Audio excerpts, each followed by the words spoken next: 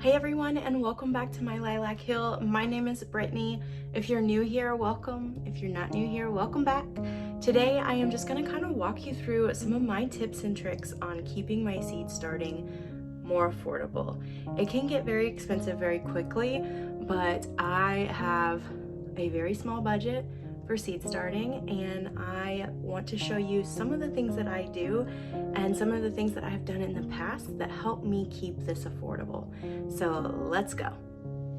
Okay, so what I have here is just some containers that I have saved and washed from the grocery store. Some of these are actually from my mom. She knew that I was wanting to save some of these for seed starting, so she saved a couple for me. I don't have a whole lot here because I don't consume a lot of this stuff from the store, so this is just what I have. But these are a great way to keep things affordable. Number one, it's a container. It's gonna hold your seed starting mix, and it's about the right size. Most of these are about the right size.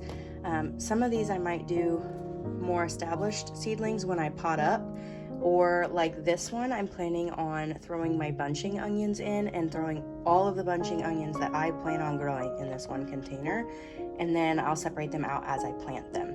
You'll see that process a little bit later. But these are great because not only do they hold what you need them to, but you are just going to throw them away. So it's a way of recycling. And all I'll do is drill some holes in the bottom with my drill.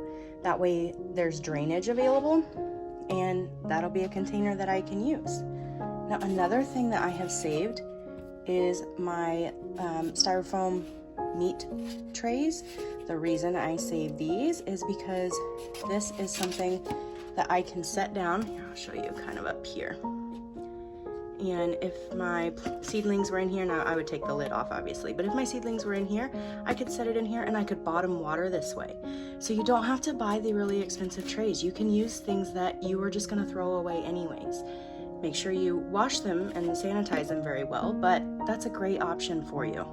Another great thing to keep in mind when you're starting seeds is ask people if they have things that they're not going to end up using, and maybe they'd be willing to give them to you or sell them to you for very cheap.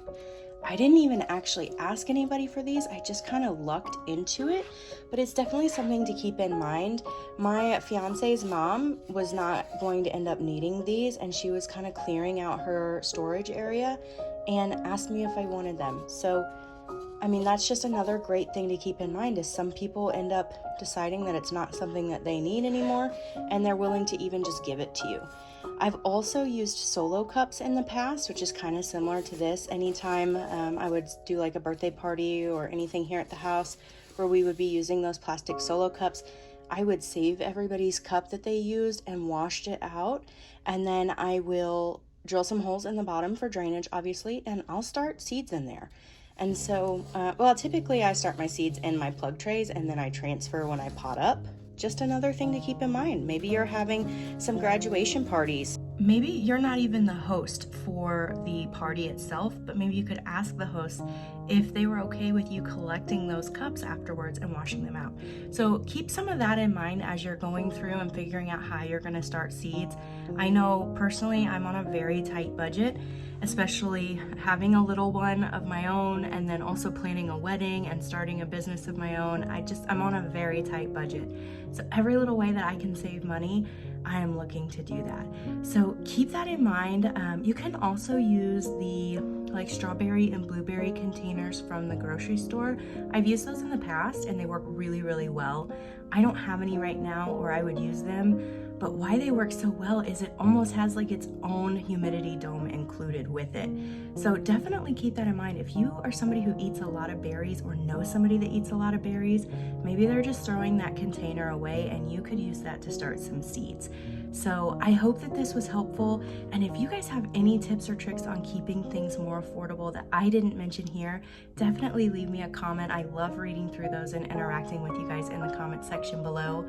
I'm gonna go ahead and get off here and get back to work, but I appreciate you all so much for watching, and I'll catch you in the next video.